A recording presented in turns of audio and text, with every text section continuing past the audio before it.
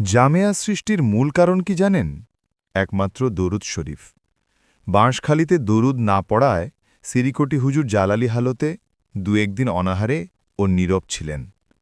দরুদের প্রতি কতটা ভালোবাসা থাকলে একজন মানুষ একদিন অনাহারে থাকতে পারে, ভাবতে পারেন?